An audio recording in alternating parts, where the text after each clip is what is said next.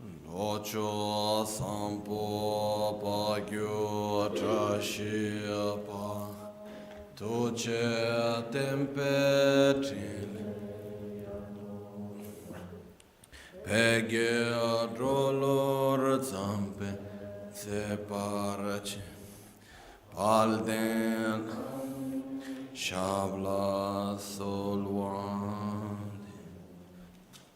Om Guru Vajradhara Sumati Munisha Sane Karma Utta Vardanya Shri Varsa Manya Sarva Siddhi Hum Om Guru Vajradhara Sumati Munisha Sane Karma Utta Vardanya Shri Varsa Manya Sarva Siddhi Om Guru Vajradhar Sumati Munisha Sane Karma Utta Vardanya Shri Manya Sarva Siddhi Om Guru Vajradhar Sumati Munisha Sane Karma Utta Vardanya Shri Varsa Manya Sarva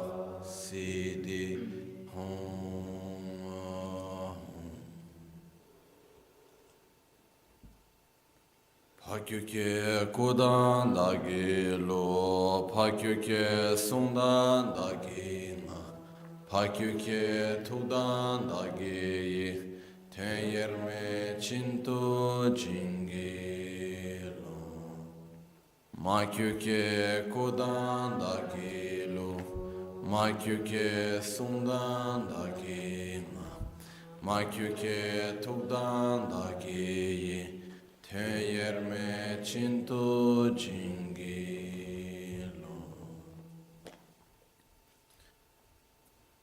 Om Muni Muni Maha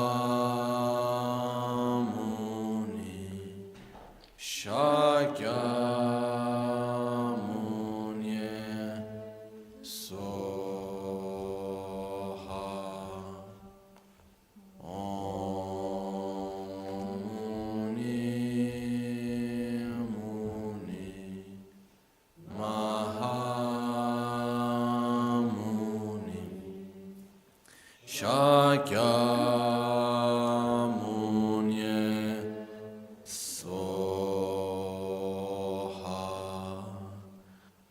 Om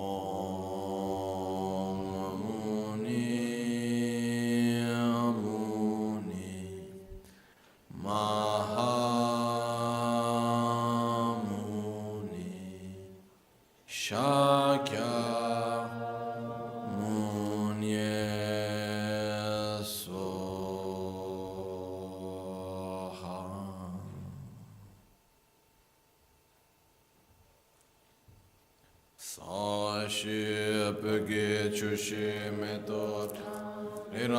Shenide Gembadi Sangye Shindo Mikde Uwargi Drogu Namda Shingla Cheparasho Yedam Guru Ratna Mandra Kam Niryatayami Sangye Chedan Soge Chonamla Chanchu Pardo Dani Kyapsuchin Dagi jinso gibe sonamgi drola pinchira sangye druparish sangye chodan sogi chonamla chanchu bardo dani kyapsuchi dagi jinso gibe sonamgi drola pinchira sangye druparish sangye chodan sogi chonamla Chanchu Bhardo Dani Kyapsuchi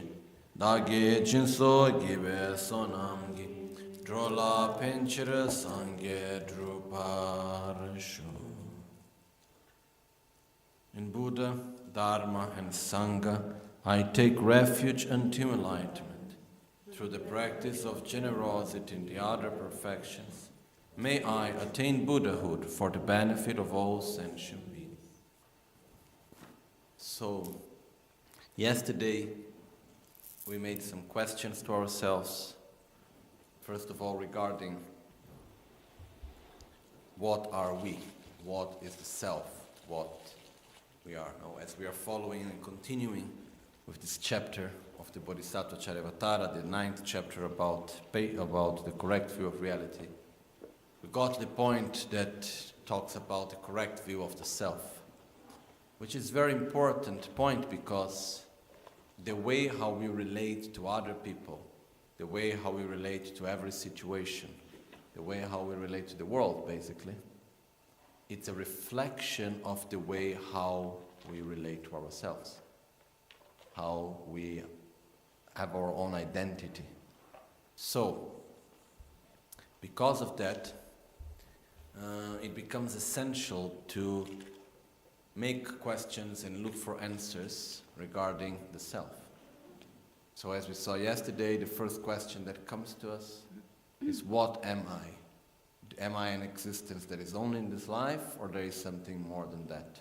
Or is there any continuity after this life? And once we get to that answer, then we have another one, which is the one that Shantideva is explaining to us here, which is, what is this self that continues? You know? And as we saw yesterday, first we have this attitude of seeing ourselves as being independent of everything else. You know? And actually there are two different ways of having wrong views about the self. There is a spontaneous way and a constructed way. So yesterday we saw the spontaneous, and today we're going to go through the constructed way. And the spontaneous way, as we saw, it is basically the fact that we experience the self. It's not a matter of conceptual thinking. It's a matter of direct experience. We experience ourselves as if we existed independently of everything else. Even we experience the self as if it existed independently of the sensations, of the discrimination, of our own emotions and everything else. And even we experience ourselves as if we existed independently of all phenomena. You know? When we look to someone, when we look to an object, when we think about an emotion, when we experience anything, looks like that object, that emotion, everything else exists independently of us. And we exist independently of everything else. So this sensation of being completely detached of everything, completely separated, this is actually what we end up calling, we perceive ourselves as if we existed inherently, by our own characteristics, independently of everything else. And by having this way of seeing ourselves as existing independently of everything else, we end up creating a dependence. We end up creating a dependence through which, if I am happy, it's because I have this, this, and that. If I am sad, it's because there is this, this, and that situation. So constantly we try to change the world around us, and we try to change conditions at all the time. Basically, instead of understanding that we are interdependent. Example that we gave yesterday, which I think was very clear, is that when we see ourselves as being independent of everything else, it's like if we're looking at a theater play and we experience ourselves as the one looking at the play. So if there are parts that we like, there are actors that we like, actors that we don't like, there are things that are nice, things that are not nice. But when we feel that it's good, it's because the actors are good. When we feel that it's bad, it's because the actors are bad, or because we don't like what is being represented or whatever. But we want to have a change in the theater play, instead of understanding that we are part of the play. In our life, instead of watching a play around us, we are actually part of the play, and we are the protagonist in our own lives. So the play cannot exist without us, and we cannot exist without the play, basically. So we are part of it. We make it happen. Okay? So we are going to go through that even more today. This was just to make us come back to the point where we were yesterday. Okay? and then we can continue. But as also the other thing that we saw yesterday, which is very important, is that we need to see how we perceive things wrongly in order to be able to change it. It's not enough just to go out for wisdom. And it's not enough just to study what's the right way of seeing things. It's not enough just to study and reflect and meditate upon the correct view if we don't have clear our own way of seeing things wrongly. So it's very important to see ignorance in the eyes in order to be able to apply wisdom. Okay? So based on that, we need to understand and see and perceive, how do I see phenomena as if they were of their own existence? How do I see myself? How do I experience my own reality? How do I experience myself as being independent, as being inherently existent? Something that we need to observe into ourselves. We need to observe into our own way of experiencing. Then we can go and apply the other method. Then we can apply the antidote. Okay? So this was just making a short summary of what we have seen yesterday, so that we can continue with the text today. So, now, today we go to the part which is related to the constructed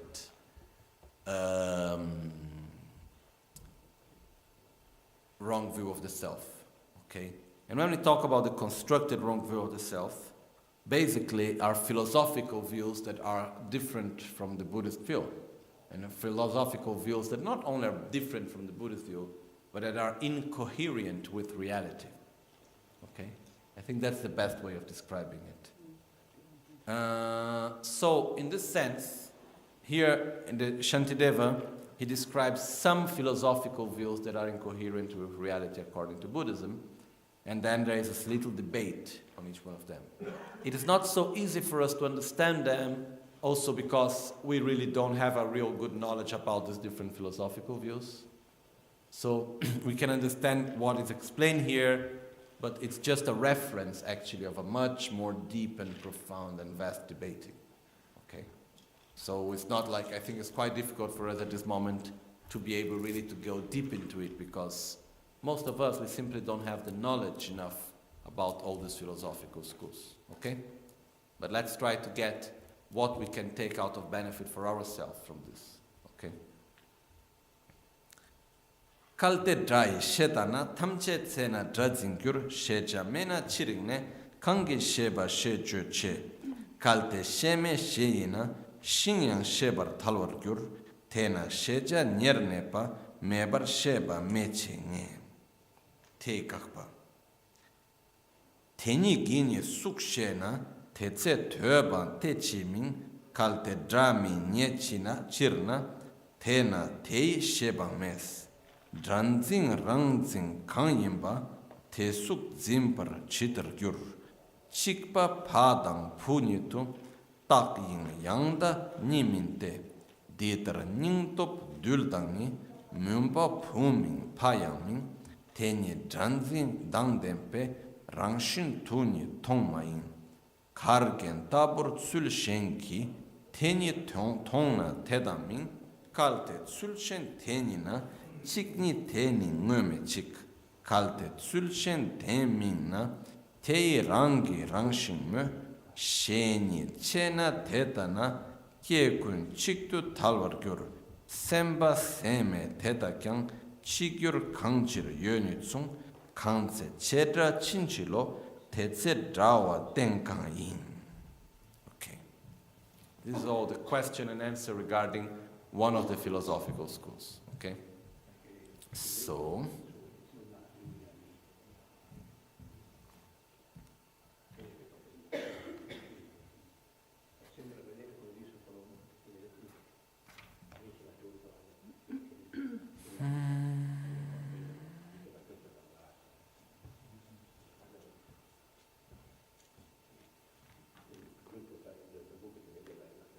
we were in verse number, let me just get it here.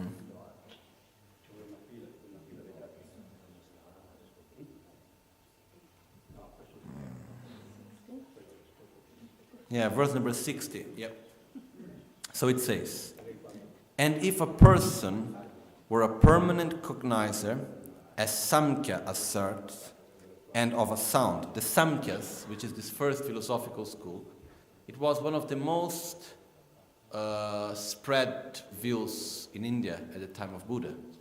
Okay, the Samkhya is one of the main, I would say, Hindu philosophies, no? And they divide phenomena into 25 parts, and they talk about a self that is permanent but moves. They have different ways of seeing. So here it comes, this discussion. I studied for 1 year a little bit of the different views of the Samkhyas, and it's quite complex, okay?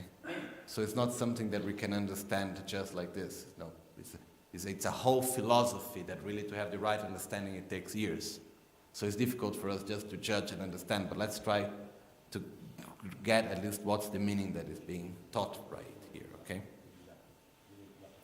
And if a person were a permanent cognizer, as Samkhyas assert, and of a sound, the sound would be cognized all of the time. So, and if a person were a permanent cognizer of a sound, the sound would be cognized all of the time. But when breath, what does that mean in English? But when bereft of something it cognizes, what does it know? By means of which it could be called a cognizer. If it could be a cognizer without cognizing something, then absurdly a stick would be also a cognizer. Therefore, it's certain a plant would be also a cognizer, a stick would be also a cognizer. Therefore, it's certain that without something nearby that it's cognizing, it can be a cognition. Suppose you said, it itself is then cognizing a sight. Well, why doesn't it also hear at that time?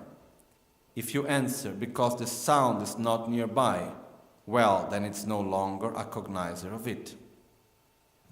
How can something having the nature of the cognizer of a sound become the cognizer of a sight?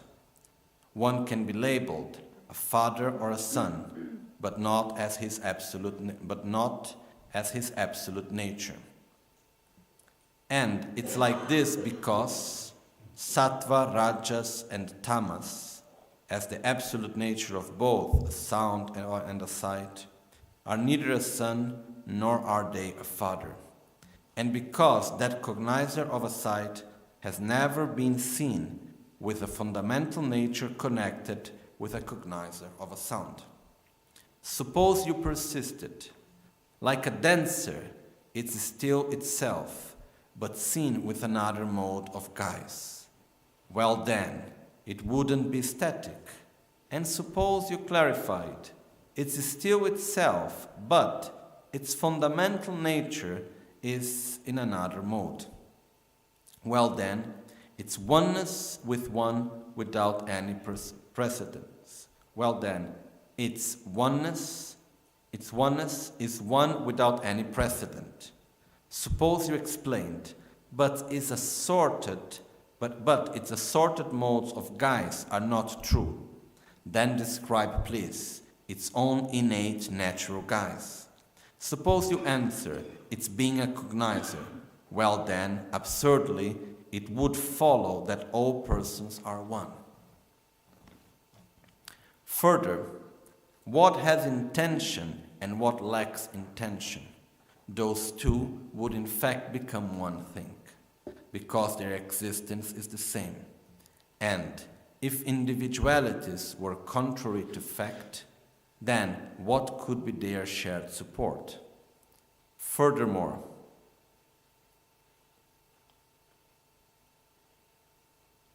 let me just check until what verse it goes exactly. Then we will explain it, no problem.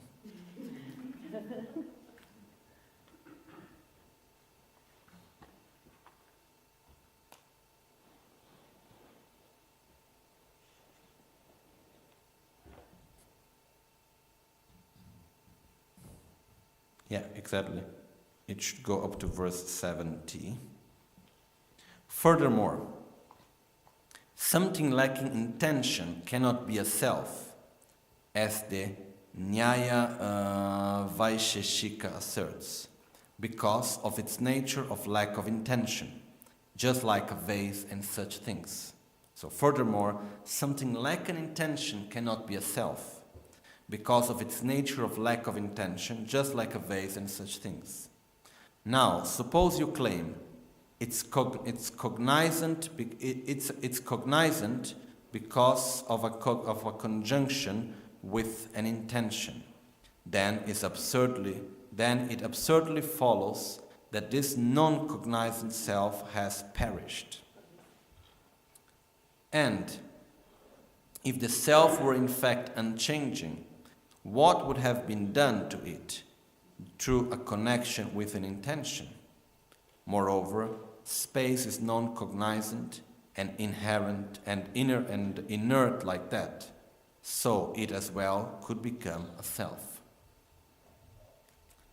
Okay, the point here is that, as I said before, for us to be able to understand all of this, we need to understand first of all the point of view of the Samkhya's, okay, which we don't. So it's more difficult. I have studied it a little bit, and the Samkhya's, they have a very complex way of seeing the self, because they talk about a self that is permanent but that changes. And this is a lot of the discussion around here, is how can something be at the same time permanent but at the same time changes? Because there is this point of view that there is a higher self. Okay? I'm just talking about my own understanding of it. It can be wrong because, as I said, I don't have a good understanding about this philosophy. But they talk about something which they call Tso in Tibetan, which is the main, which is like a higher self, which is what creates everything else. So everything is a manifestation of this higher self. So the self as of the individual, it's something that is constantly changing. But the true nature of the self is permanent and unchanging. Okay? So it's like saying that we are here, but we are all part of one thing. We are actually all one. There is actually no difference between every one of us. We are all one, the same thing. We are manifestations of the same, let's say, nature of the same self.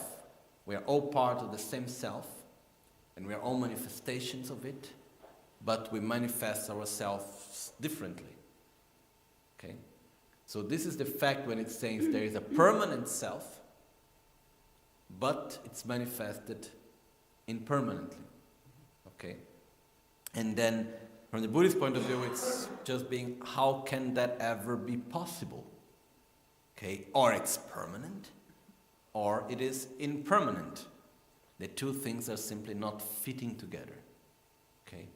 So the point here is that our identity of the self, we have a self that is, how can I say, make it clear, we are, there is an independence, not in the sense that we are not interdependent, but we have our own individuality. It's not like, oh, we are all one. Each one of us, we have our own individuality in the way how we perceive things, in the way how we experience it, and so on. So based on that, we are not all part of one. We are not only all one thing. Okay? And so just following a little bit the text, just for us to understand it.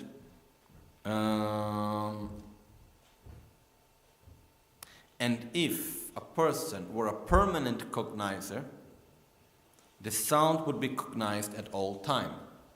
Because cognizer is the one that perceives reality, the one that perceives, that experiences things. So if a cognizer would be permanent, that would be constantly perceiving everything. So let's say if I perceive sound and I am a permanent cognizer, I should always be perceiving sound.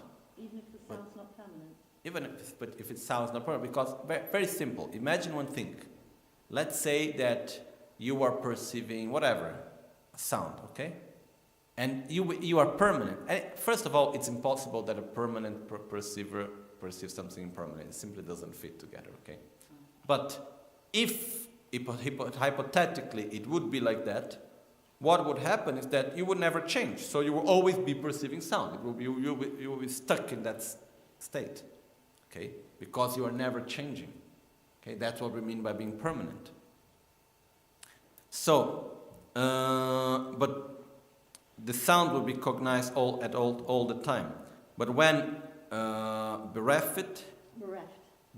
bereft of something it cognizes, what does it know? By means of which it could be called a cognizer. But when it's missing an object of perception, then what happens to the mind? It's always blocked, it's always stuck somewhere. Without, how can you call it a cognizer if it doesn't have an object of perception? If it could be a cognizer without cognizing something, then absurdly a stick would also be a cognizer. Okay? If you say, oh, it is a mind, it is a self, so it is a cognizer, but it doesn't need an object of perception. All of these things are all points of view that exist, that are being answered, okay? Then they say, no, it's not exactly like that. It's absurd, because then everything could be a cognizer, no?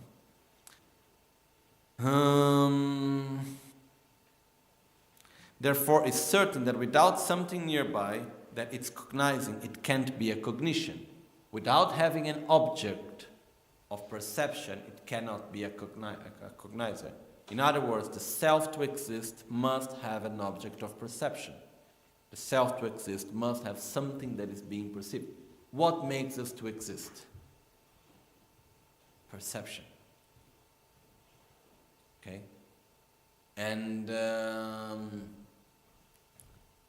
it's not a matter of perception from the conceptual point of view.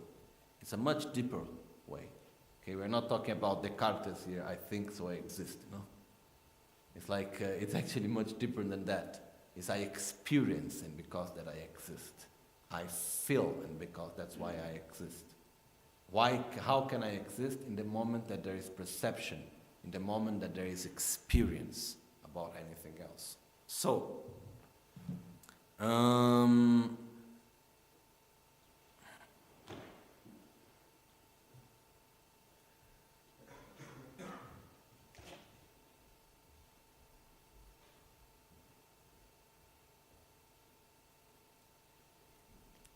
then there is this whole part here about father and son and so on, which is actually talking about the fact that, as it says here, how can something having the nature of the cognizer of a sound become the cognizer of a sight?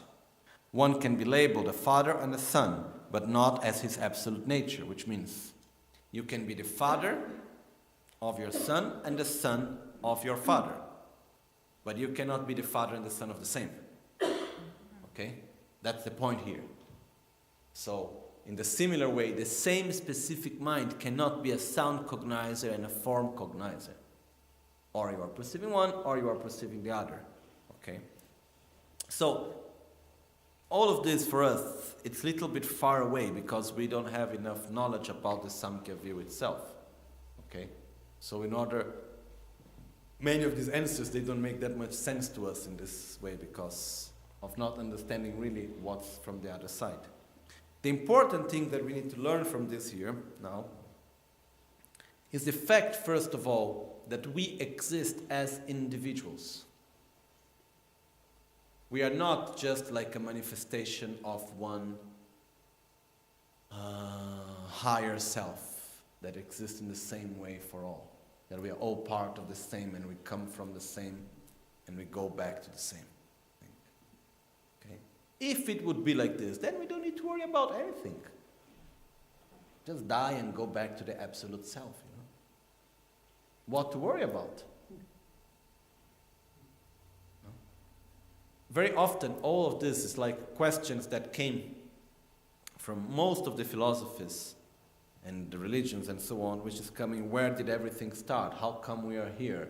And so on and so on. And many answers were given to it. And very often it comes through the idea that, okay, there must be a higher force making everything happen, and we are a result of it, and we are all part of the same, and so on. In Buddhism, it's called interdependence. Okay? It's not like something which is detached from us, and so on. And so it's the lack of inherent existence. What's the true nature of all of us? The lack of inherent existence. We have the same nature. We all lack inherent existence. Inherent existence is permanent. Sorry, the lack of inherent existence, emptiness, is permanent. Okay? So we could say our true nature is permanent, but we are still impermanent. But what is this true nature that is permanent? Is the fact that we exist interdependently. Okay? And in different schools, it's given in a different way. And if I try to remember, actually, if we want to go a little bit to understand better the Samkhya view on this, really, if we had more time and we would go on details here, we could take the text of Panchen Sampotashi, written by Rinpoche's previous life, Panchen Sampotashi, about the different schools of philosophy, and there is a whole chapter talking about the Samkhyas and explaining the views of the Samkhyas. Okay, that's where I studied it some years ago. And then you have it, all phenomena are divided into 25 parts, and you have the whole relation, from Buddhist philosophy, a very strange way of seeing cause and effect, and being permanent and impermanent. It's quite complex, the whole thing. Okay? And they create this relation between what they call Tsowo, which is main, which would be a way of calling some type of a god, and the self. So they have something which we could call something like a higher self and the individual self. The individual self is a manifestation of the higher self. So all of these are views that don't come spontaneously to anyone, are things that are constructed views. But at the same time, in the moment that I have a constructed view, that I see myself as a manifestation of a higher self that is permanent, what happens is that naturally I will have this view that I am dependent in a way, and I am not the one that, I am not anymore the protagonist in my own life. Things do not depend on me. I am just a result of something, and I go back to the same thing. So it creates the wrong view based on a constructed manner. Okay? Can I say something? Yeah? It for my non-Buddhist friends, it seems like this view anyway is quite it's common these days. This oneness feeling, a sort of general sense of spirituality, is the universe that dictates, coming from a source, going back to a source. So Yeah, it's much easier. It's very vague, but it's common. No, it's very common. Popular. Actually, it's very popular, this idea. It's very comforting. It's very, because it's so easier. When I die, I just go back to the same nature from where I came, and it's all one. It's so nice. It's really comforting somehow. And but the point is that we don't need something comforting. We need something coherent. Okay, that's what makes the difference. And the point is even go beyond that. The point really is not only having something coherent. The main thing is having a way of seeing a reality that is able to help us to sustain our own satisfaction, to change our view of ignorance, and so on and so on. So, having such a view, what does it create? First of all, it takes away our own responsibility. It takes away our own responsibility on the actions we do, on the results we experience. Whatever I experience is because someone else chose it. Whatever I do, it's all going to go to the same big pot. And I am part of all, and everything is nothing more than an illusion. That's more or less where we end up. Okay? Because if we are all one, and it's all a permanent thing, and it's all a big force of everything is one thing, and so on, it ends up that we are totally without our own identity and without our own responsibility. But the point is that finally, when we act, we are responsible for what we do. No? And we experience this in life. So, that's why it is important also to really understand the fact that there is an individuality. We are all part of a whole, in the sense that we are all interdependent. And there is a connection between all of us, and so on. Yes, but not as being all part of the same thing, of this universal force of a higher self or things like this. I personally do not follow this way of thinking. I don't think it's correct, personally. Even though it's common, and it's quite pleasurable, it's quite easygoing, you know. And but that's not a solution, basically. Okay. So.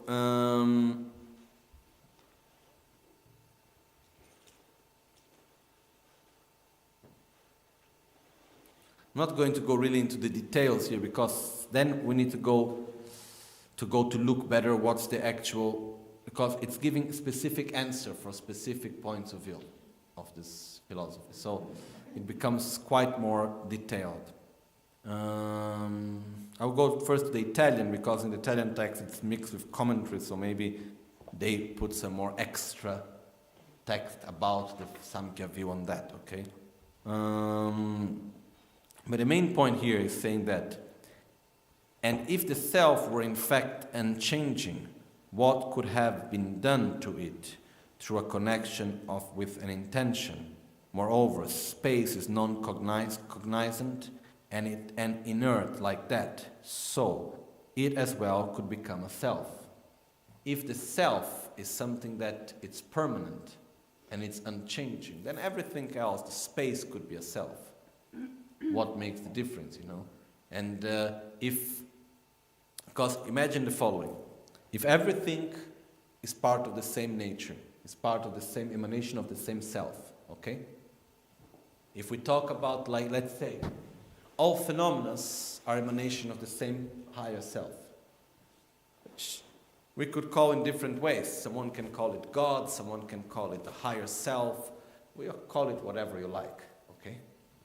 But in the moment that we say that everything is a manifestation of the same higher self, okay, and we are all the same, and then why I am a self, why I exist as a being, and the glass not? Why the glass doesn't have a self? Doesn't have a mind. Why not? What does it mean to be a self? That's the point. Because if being a self is actually the fact that you are the manifestation of the higher self and everything is a manifestation of the higher self, then the glass becomes a self. Okay? But the point is, like, if I know that for us, in order for something to exist as a self, it must have a mind and it must be a cognizer, all of this have been just said here. Okay? But the point that is bringing up is the fact that it's not what makes you to exist as a self is the fact that you are a cognizer. It's the fact that you perceive things. It's the fact that you experience. Okay? And we are impermanent. We are constantly changing. We are not something permanent. It's totally contradictory to be a self, to be a cognizer, and to be permanent at the same time. And at the same time, it's totally contradictory the fact that something is permanent and have impermanent manifestations. It simply does not work. Okay? So, based on that, it's saying that this point of view cannot exist, because this higher self, it's permanent, it's unchanging, but it has changing manifestations, and everything is a result of that. So this is where there is this incoherence that doesn't fit together. Okay? So, the point here is that we get to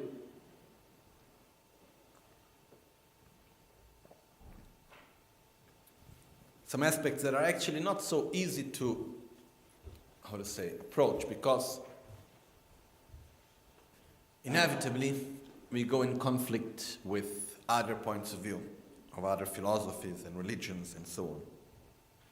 And I don't like doing that very much. First of all, because I don't have enough knowledge about other traditions in order to talk about them, really. And I really respect every tradition, every religion.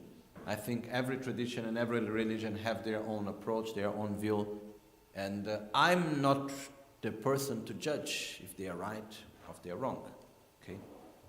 But when it comes to discussing about my own views, I cannot be incoherent with how I think, no?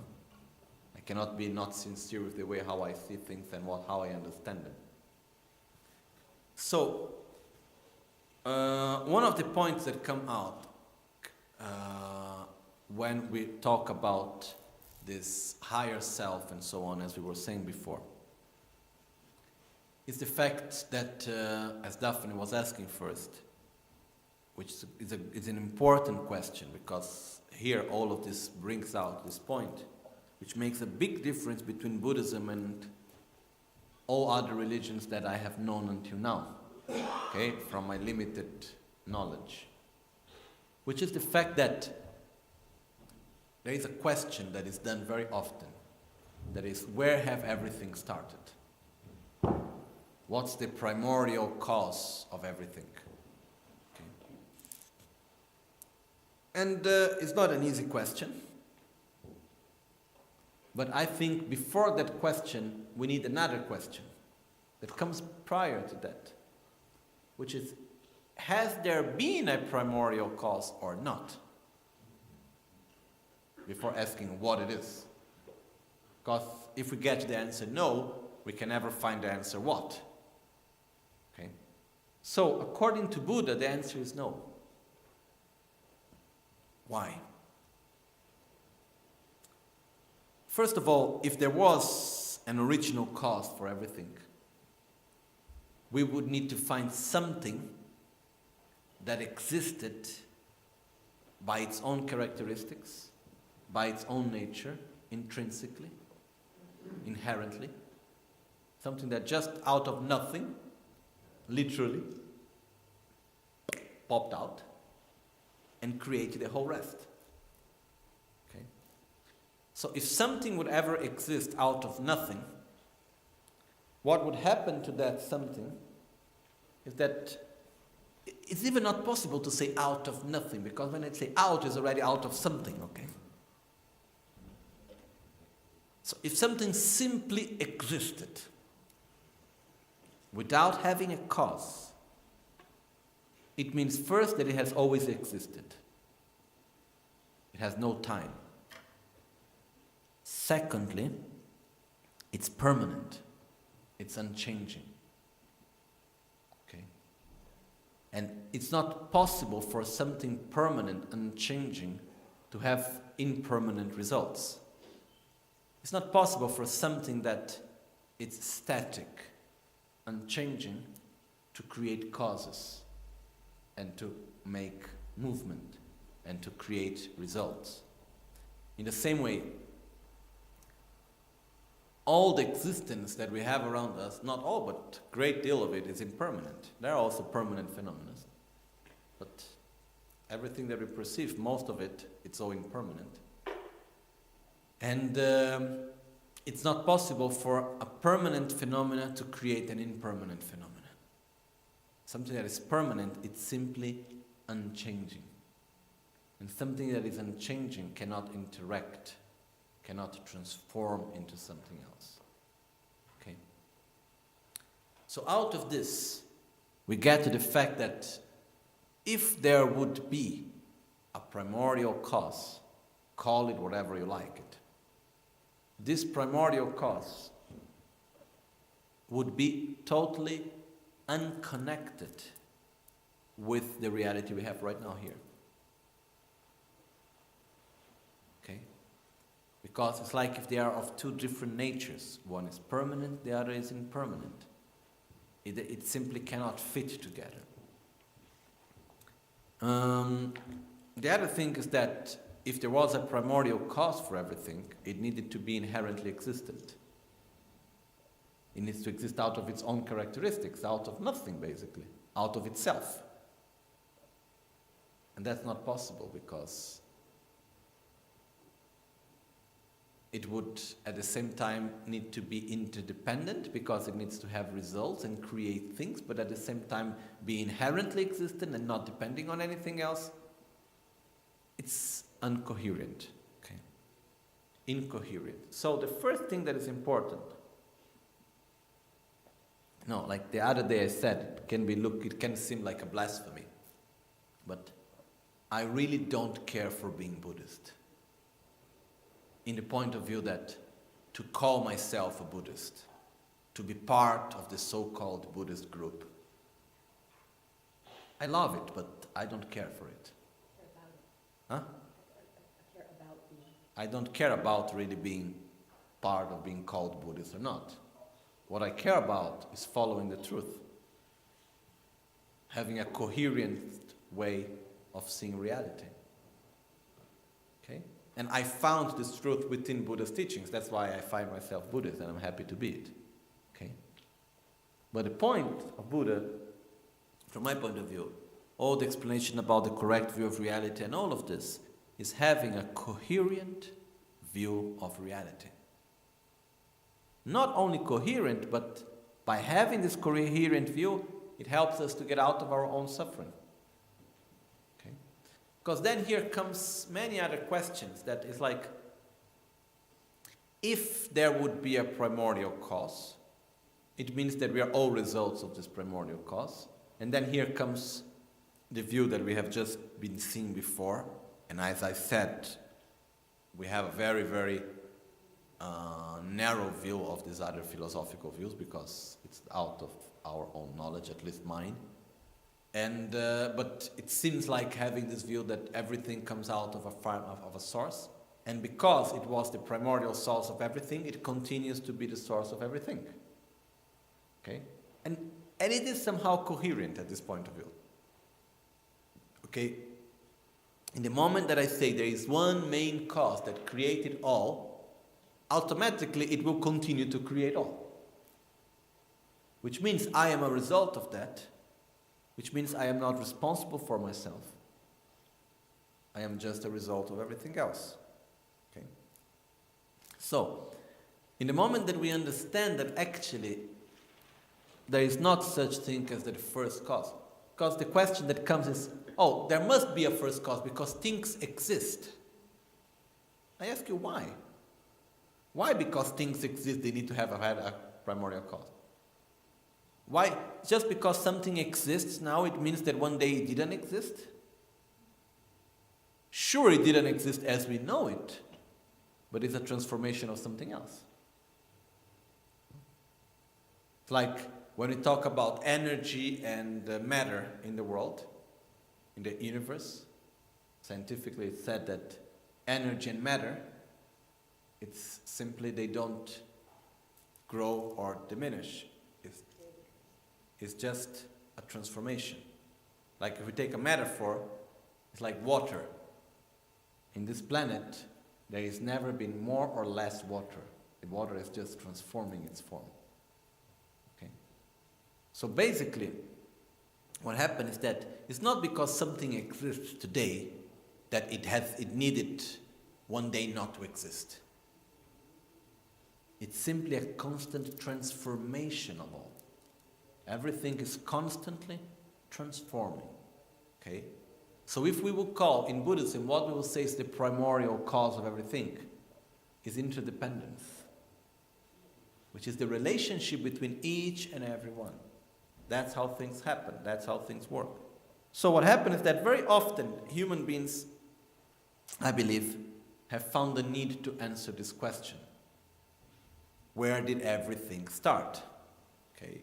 And they found different answers, each one of them, which personally I cannot judge very well, and I also believe that very often traditions, in time, had a more deeper way of seeing things.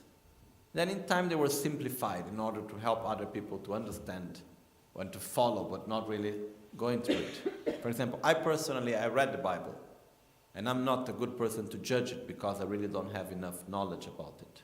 Okay? But when you read the Genesis, which I think is a metaphor, because if you take it literally, it really doesn't, then we really have problems. Okay? And problems in the sense that it doesn't fit with our own experience of reality, that's all. Okay? So, the point of that is that sometimes it happens also that in time, different philosophies and points of view and so on, they get transformed and they get simplified, and we lose the essence after some time also. That's why I don't like judging what I really don't understand and what I really don't know. But the other point that came out as a question was also the fact, but everything that we can understand is only through our own human mind. Yes. Because has the human being ever perceived anything and explained that goes beyond that? According to Muhammad, yeah. Yes, according to a human being, he's saying that he got something that is something divine, okay? But this divine that I receive, who is talking about the divine? A human being. He's perceiving the divine through the human mind. The point is that I don't want to say, and I don't believe that there is nothing that goes beyond our human perception. I do believe there is a lot that goes beyond our human perception.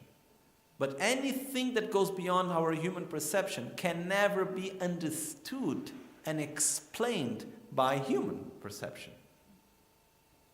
Okay?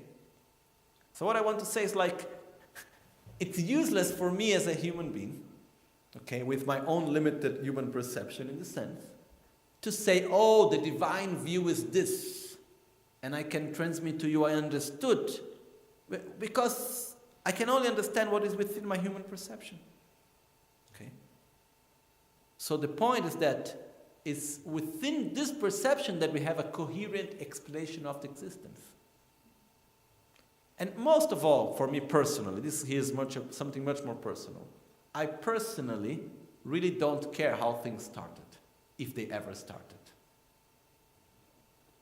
What I care is how to make them change. Because the point is that what we are now, it's of no doubt a result of everything that we have done until now. Because one of the problems is the following. If I am to be a result of someone else, then it's useless that I put any effort, because it does not depend on me.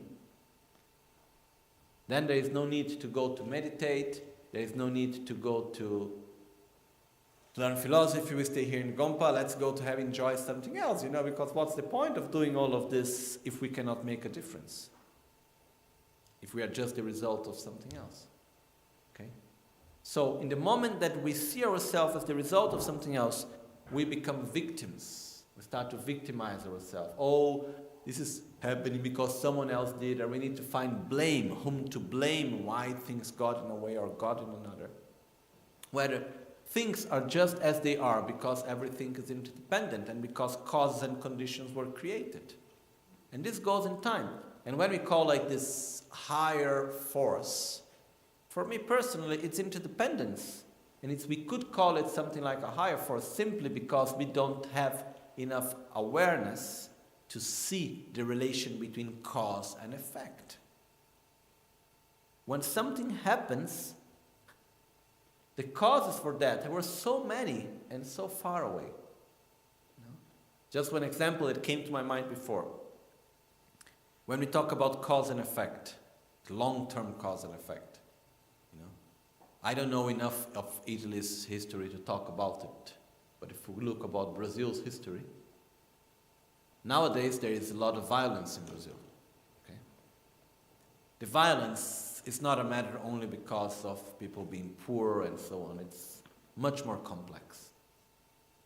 And from my own personal view, a great deal of the violence that we experience now in Brazil is a result of choices and actions that were made during the centuries ago. For example, Brazil was one of the last countries that abolished slavery. Okay, Brazil abolished slavery in 1884 or something like this, right? Quando foi? Quando? 88. 1888. Okay, so it's not so long ago. But as a difference, for example, one of the other countries, which was one of the last countries that abolished also slavery, was Australia. But Australia, when they abolished slavery, they gave dignity to the slaves. What happened is that they offered to every slave a piece of land so that they could be self-sufficient. Okay? In Brazil, when they abolished slavery, what they did, they made a cut to the face of the slaves in order to mark them as slaves and to make them remember that they were slaves. And at the same time, they continued to be slaves. Simply the difference is that they were receiving a salary that was not enough to pay their own expenses. And this continued for years and years and years and years to come. And we still pay the bill today.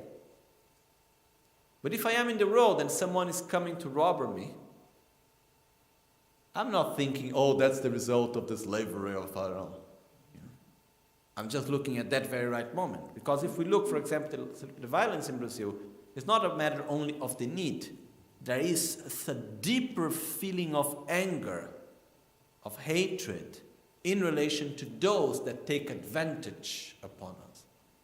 But it's something that is very old. It's not something that is coming only from today. Okay?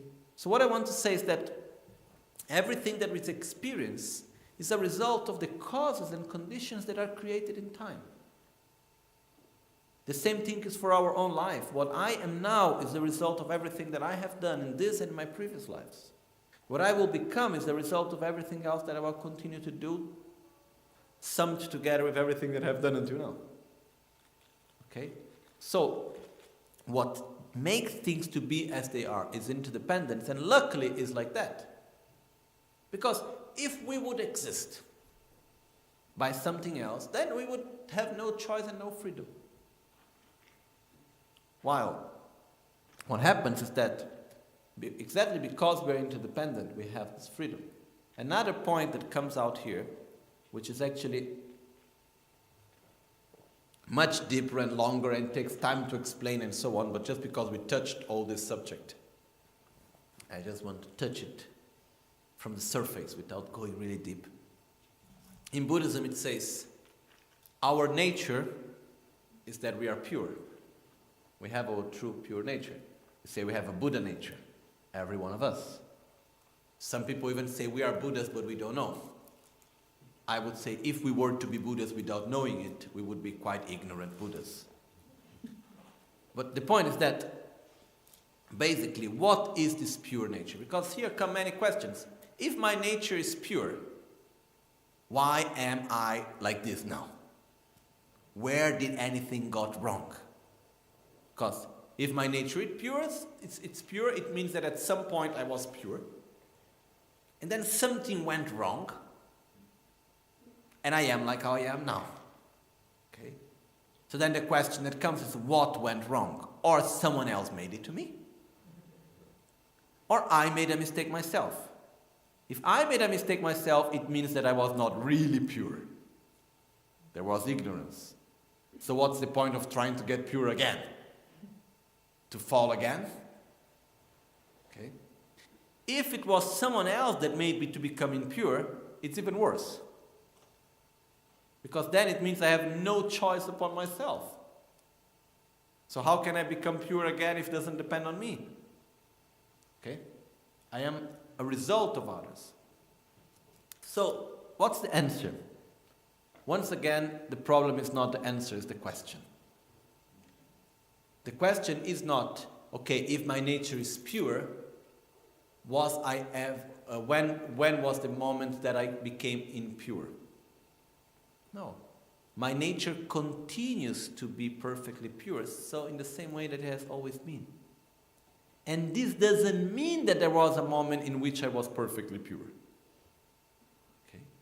The question is, am I ignorant now? Myself, yes.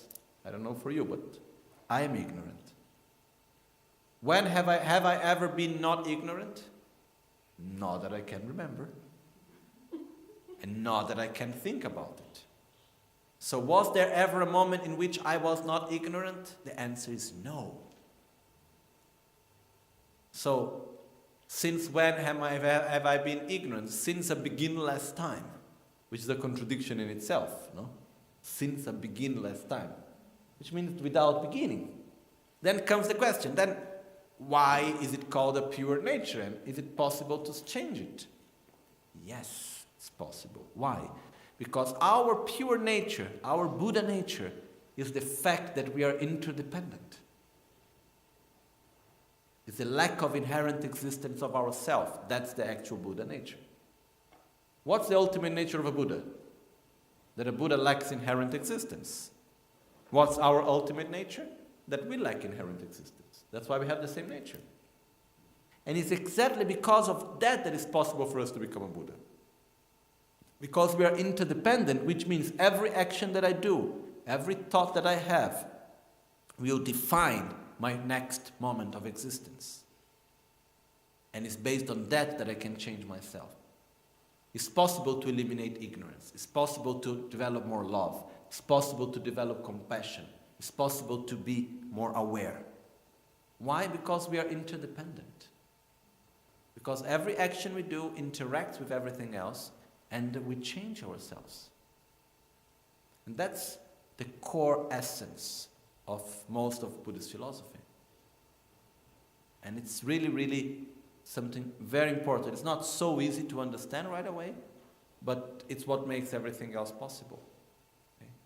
So this is really an important thing for us, generally speaking, to understand, because we come from different cultures and we have different inputs. Okay? But the main thing on all of this in Buddhism is that what Buddha taught us is how to use our own interdependence in our favor in order to help us to get out of our own cycle of suffering and existence, in order to help others to do that. Okay? So, going back to where we were in the text, to the conclusion of this, I would say once again, I am not the right person to talk about and to discuss about the Samkhya's philosophy, basically because I don't have enough knowledge about it. And but what I can say without any doubt is that from the Buddhist perspective, we are responsible for our own actions. Which I don't mean that from the Samkhya's we are not. I don't know Samkhya's point of view enough to say about that. But from the Buddhist perspective, we are responsible for our actions. We exist as an interdependent being. Okay? So we are constantly thinking, talking, acting, making choices, and this creates an interaction which makes the results for our lives. Okay? So this is basically what is important for us to understand from this point, that we exist as interdependent beings. We exist as interdependent selves. This is very, very important. This is basically let's say, the main point that we should get through from that. Okay? Chetsun lame kutse raptenchi namkar tinle cholchur gepada losan tempe drume sasum drove munsel tato negurchi nimo dele tsendele nime kuyan delekshi Yinsen takto delekpe kuncho sumge jinge kuncho sumge trashisho. At dawn or dusk, at night or midday, may the three jewels grant us their blessings. May they help us to achieve all realizations and sprinkle the path of our lives with various signs of auspiciousness. Oma huntam balame sangerimbo chekyo balame tamchurimbo chetrimbalame gendurim kyamne kuncho sumla chopa bu locho sambo bagyo drashikba tuche tembe tinle yar Pegedrolo zambe zebra che pande Lama Michel Rinpoche Oma Hum Oma Hum Om